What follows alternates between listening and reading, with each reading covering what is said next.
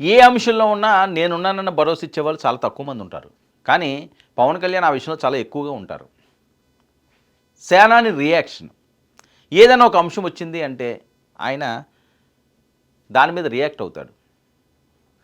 సాయం చేయాలన్నా లేకపోతే వేరే అంశంలో ఉన్నా ఇప్పుడు ఎందుకు ఈ అంశం వస్తున్నదంటే పవన్ ముందుకు మరో గోట్ లైఫ్ ఏంటిది? గత ఏడాది వచ్చిన పృథ్వీరాజ్ సుకుమారన్ సినిమా గోట్ లైఫ్లోనూ గల్ఫ్ ఏజెంట్ల చేతుల్లో మోసపోయి అరబ్ దేశాల్లో ఆయన పడిన ఇబ్బందులు కష్టాల తర్వాత భారత్కు వెనక్కి వచ్చారు ఆ మూవీలోని. సో అదే సీన్ ఇప్పుడు జరుగుతుంది అని. ఇప్పుడు ఇదే తరహాలో మయన్మార్లో చిక్కుకున్న వారి కోసం పవన్ను సాయం కోరిన విజయనగరానికి చెందిన ఓ మహిళ సూపర్ ఫాస్ట్గా రియాక్షన్ అయిన డిప్యూటీ సీఎం ఇదిగోనండి ఈ మహిళ ఆయన దృష్టికి తీసుకొచ్చింది. ఎందుకంటే విదేశాల్లో గల్ఫ్ దేశాల్లో ఇక్కడి నుంచి బ్రతుకు తెరువు కోసం వెళ్ళి ఇక్కడ ఏమీ లేక మన రాష్ట్రంలో మన వనరులను అభివృద్ధి చేసుకుని ఏ రాజకీయ నాయకులైనా మన దేశంలో ఇతర దేశాలకు వెళ్లకుండా ఇక్కడ వాళ్ళకి ఏమైనా అవసరాలు తీర్చే విధంగా వాళ్ళని ఆదరించే విధంగా వాళ్ళకి ఏదో ఒకటి పని కల్పించే విధంగా పాలన చేయాలి. కానీ మన రాజకీయ నాయకులకి అంత ఖాళీ ఉండదు. ఎంతసేపు వాళ్ళని అనుకోవడానికే ఉంటుంది. గల్ఫ్ దేశాల్లో ఏ ప్రభుత్వాలు వచ్చినా దాన్ని సీరియస్గా ఎందుకు తీసుకోవట్లేదండి? ఎలా కబంధ హస్తాల్లో వాళ్ళు చిక్కుకుని నలిగిపోతున్నారు, నరకాన్ని చూస్తున్నారు కదా. అది వీళ్ళకి ఏమీ కనిపించదా, వినిపించదా వాళ్ళ ఘోష? ఎన్ని స్టోరీలు ఎన్నిసార్లు ఎందుకు అలాగా? ఎందుకు దాన్ని పట్టించుకోలేకపోతున్నారు? ఏమైపోతుంది దానికి? రాష్ట్ర బడ్జెట్లో అది ఎంత? ఏ ప్రాంతం నుంచి ఎవరు వెళ్ళాడు అక్కడ ఇబ్బంది? నిజంగా ఉద్యోగం చేసుకుని హ్యాపీగా బతికితే పర్లేదు. కానీ అరబ్బు షేకులు కబంధ హస్తాల్లో వాళ్ళ జీవితాలు మాడి మసైపోతున్నాయి. ఎన్ని బయటకు వస్తున్నాయి? మహిళలు ముఖ్యంగా నరకాన్ని అనుభవిస్తున్నారట వాళ్ళు వికృత క్రీడలకి. ఇది తెలియదా ఎవరికి? తెలిసినా మనకెందుకులే, మనది కాదు కదా, మన ఫ్యామిలీ కాదు కదా, మన చుట్టం కాదు కదా, మన స్నేహితులు కాదు కదా. మనకు చాలా బిజీ స్కెడ్యూల్ కదా, ఇవన్నీ పట్టించుకోవడానికి ఖాళీ ఎక్కడ ఉంటాయి? ఇదే దౌర్భాగ్యం, ఇదే వాళ్ళకి శాపంగా మారింది. ఇదే పాలకుల కోసం ఇప్పుడు ఎవరైతే అధికారాన్ని అనుభవిస్తున్నారో అప్పుడు ఎవరైతే అధికారాన్ని అనుభవించారో వాళ్ళ కోసం ఓట్లు వేయడానికి కూడా వాళ్ళు వచ్చి వెళ్ళిన సందర్భాలు లేవా? వాళ్ళు ఓటు మీకు కావాలి, వాళ్ళ కష్టం మీకు అవసరం లేదు.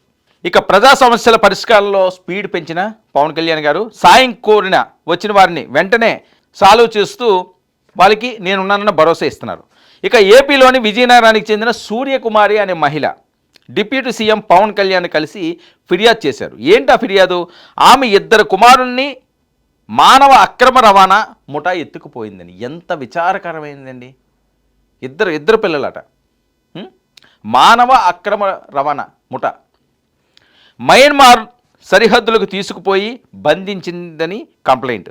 ఉద్యోగాల కోసం వెళ్ళి ఏజెంట్ల చేతిలో మోసపోయిన తన కుమారులను రక్షించాలని ఆవిడ విజ్ఞప్తి చేస్తున్నది. ఆ తల్లి గుండె కోత, కడుపు కోత ఎంత వర్ణనాతీతం ఒక్కసారి ఊహించండి.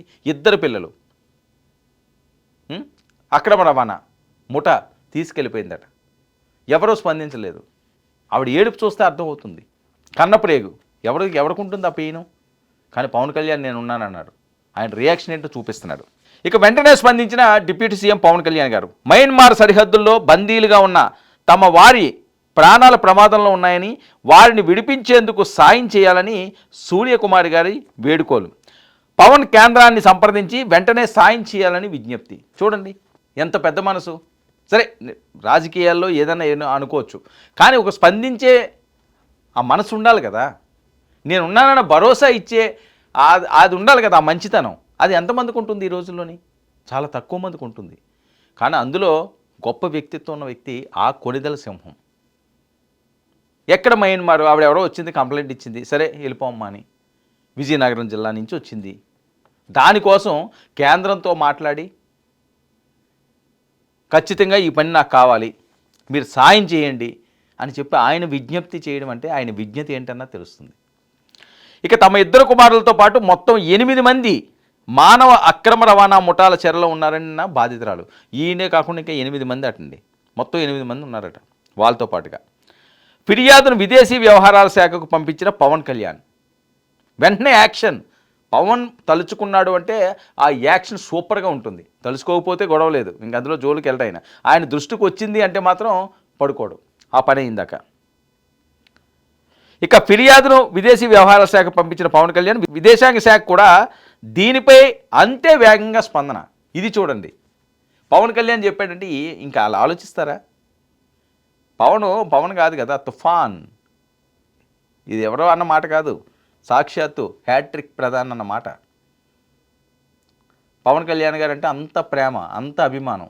ఆయన ఏ నాయకుడి మీద అలా చూపించిన సందర్భాలు లేవు అంటారు చాలామంది, అంత ఆప్యాయంగాని. ఆయనకి దగ్గు వస్తే ఒక బిస్కెట్ ఇస్తారు, లేకపోతే ఒక చాక్లెట్ ఇస్తారు, లేకపోతే ఒక మెడిసిన్ ఇస్తారు.